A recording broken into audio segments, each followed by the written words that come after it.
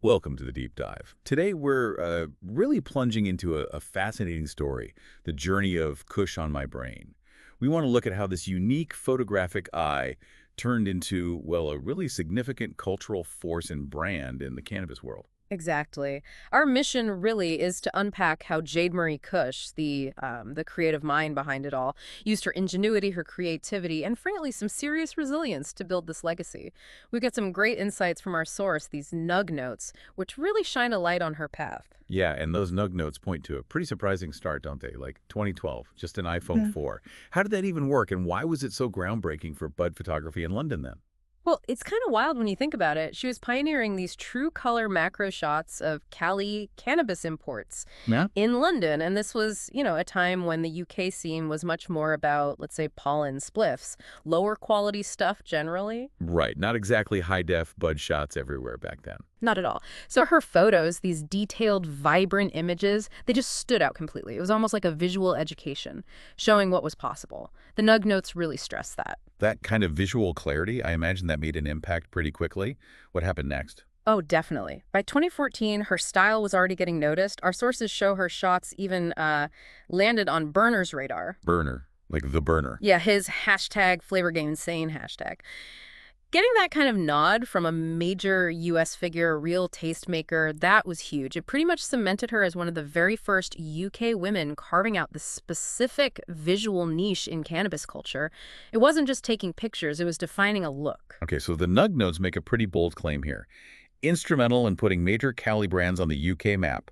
They call this the resin shooter era. Hmm. What does that actually mean, the resin shooter era? And what evidence supports that level of influence? Right, so starting around 2013, the Nug Notes described this resin shooter era as a time she really doubled down on capturing the incredible detail of extracts, flowers, you name it. Her work was key in introducing brands like Skittles, Connected, Cookies, SF, the Tenco to people in the UK. And her strategy, according to the notes, was this kind of radical transparency. Every shot, unedited, perfect white balance, no filters. Which must have built a lot of trust, especially when filters were everywhere. Exactly. Filters and fakes were common. So she gained access to these really rare jars, and her credit, shot by Kush on My Brain, became like a stamp of authenticity. You'd see it on rosin pours, trichome stacks, all these super detailed shots. That focus built massive trust and influence. I can see how that trust would naturally lead to more than just photography. How did her role evolve, according to the notes? Yeah, that's the next logical step.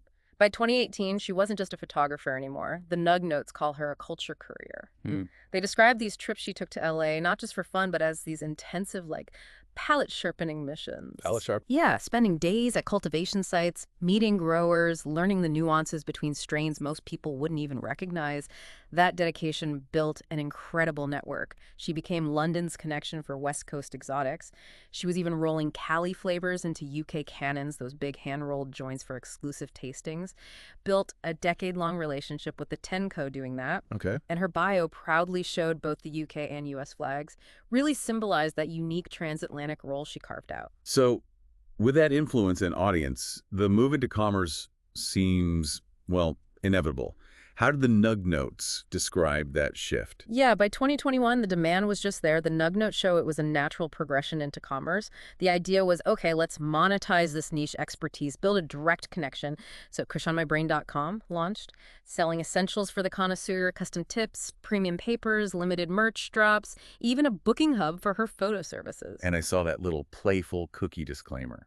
Yeah, no burner. A little cheeky nod to the Big Cookies brand. Showed her personality, too. It's just amazing how she kept adapting, especially with all the chaos content creators face online. Mm. What do the sources say about dealing with things like Instagram purges? That's a really important point, resilience. 2022, 2023, Instagram was cracking down, shadow banning accounts left and right in the cannabis space. Huge pressure. But the Nug Notes highlight her mantra. You can delete posts, but not a name. Right. Powerful, right? Definitely. So instead of folding, she pivoted. leveraged her reputation for bespoke client work, which provided stability. And kind of behind the scenes, she started prototyping a premium pre-roll line, even designing the Kush On My Brain logo right onto the filter tip, the Wow, crutch. every detail. Yeah, making every single one a little piece of branding.